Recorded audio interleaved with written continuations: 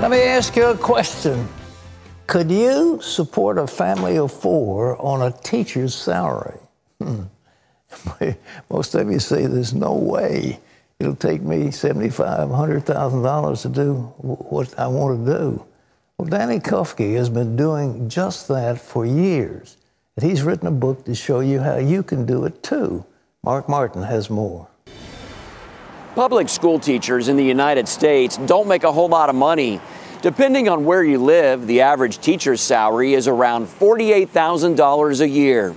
Despite the low pay, jobs in education are rated among the most meaningful careers in America. And most who enter the teaching profession do so because they believe teaching is their calling. Danny Kufke is one of them. He's a special education teacher in Georgia. And despite a teacher's salary, Danny and his family of 4 are close to debt-free, have a 1-year emergency fund in place, and will be able to retire comfortably when the time comes. He tells how you can do the same in a new book, The Wealthy Teacher, Lessons for Prospering on a School Teacher's Salary. Mark Martin, CBN News. Well, Danny Kufke is back with us.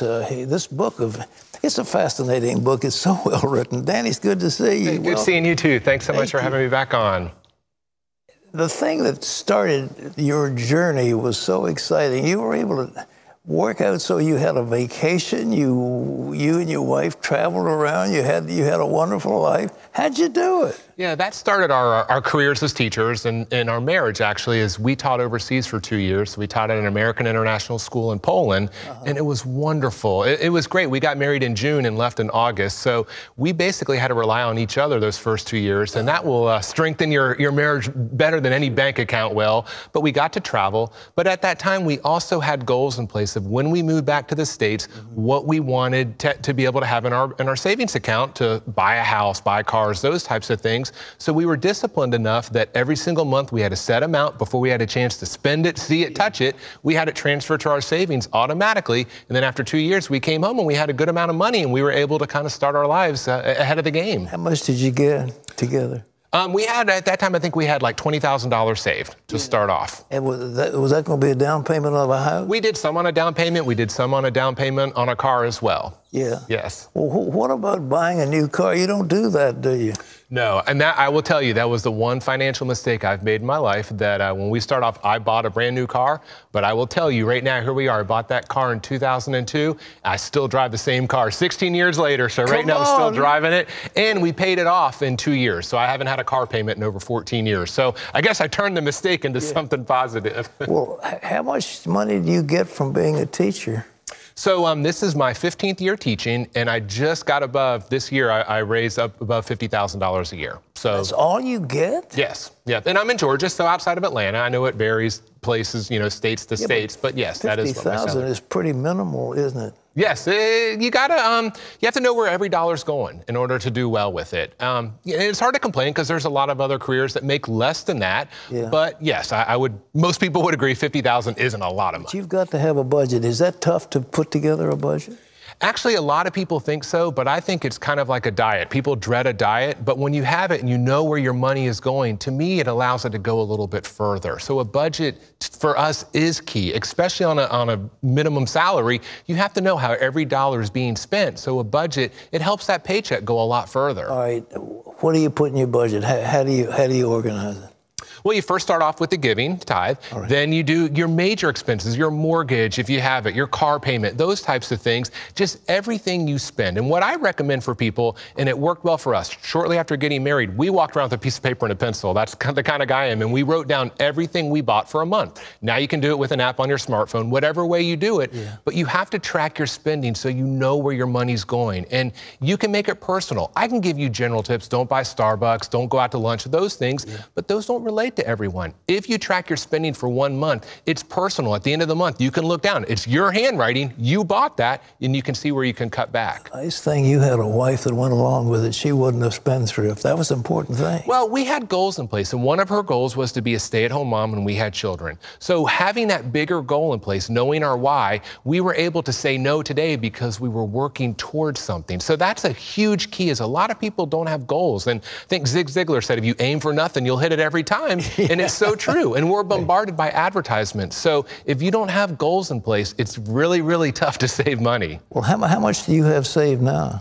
Right now we have, in our savings account, we have a one-year emergency fund, so it's a little above $30,000 just in a basic savings account. Also have investments, and there's a difference. A lot of people, with investing, that's money I want way down the road, at least 5 years or longer. People, you don't want to invest in stocks if you want the money next year, because who knows what the stock market's going to do. Sure. Over the long haul, it does well, but who knows in a year or two.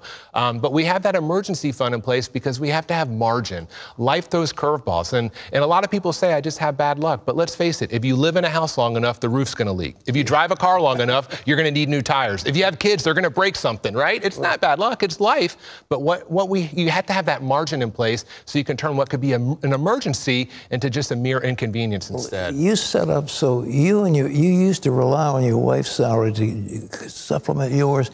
But it got so you had children, so she didn't have an income anymore, is that it? Correct. She stayed at home for 8 years while raising our two daughters, Ava and Ella. Yes. So we lived on my teacher's salary. At that time, it was about $42,000, $43,000 a year. Well, how did you do that? I mean, I've done some math on what a working woman has to spend just to stay in the job. I mean, actually, it doesn't net a whole lot of money for them, does it? No. And, we kind of did the math, too. With her being a teacher, we didn't have to save all that much, because then when you take into consideration daycare at that time, before the kids were in school, we'd have to pay that. And then we're eating out more probably because you're tired after working all day. So we kind of just looked at the overall picture and realized we didn't have to cut back too much in order to have her stay at home. And it was what we felt was best for our family. So then a lot of those things that we wanted, we could say, no, we're working towards this bigger goal. Was there any tip you want to give people right now? That is there, besides have a budget, it sounds is this something that they should avoid, or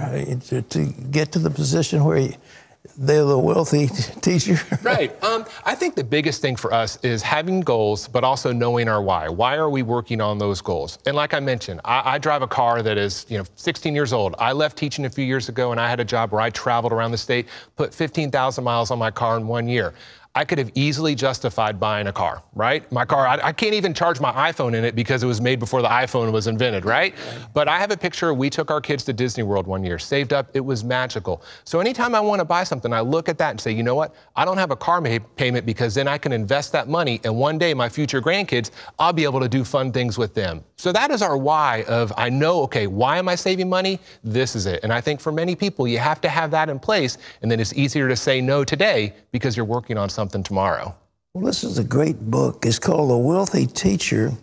How many people have bought this? Have you had good sales on it? It's very interesting. I haven't quit my day job yet, right? But no, I mean, I've had some good response to it. But it's just, I want to show people, if this school teacher can do it, you can too. I've never taken a finance class in my life, but we're able to figure it out. And that's just kind of what I want to show people, an everyday approach to managing your money. The biggest thing is that you and your wife agree on the way to do it. You're not fighting each other. She's not overspending. You're not overspending. Right. People do that, don't they? That's all the time. And that's a huge thing. I mean, one of the keys to financial success is what? Same spouse, same house, same car, right? You follow those three things and you'll have money. Same spouse, sorry.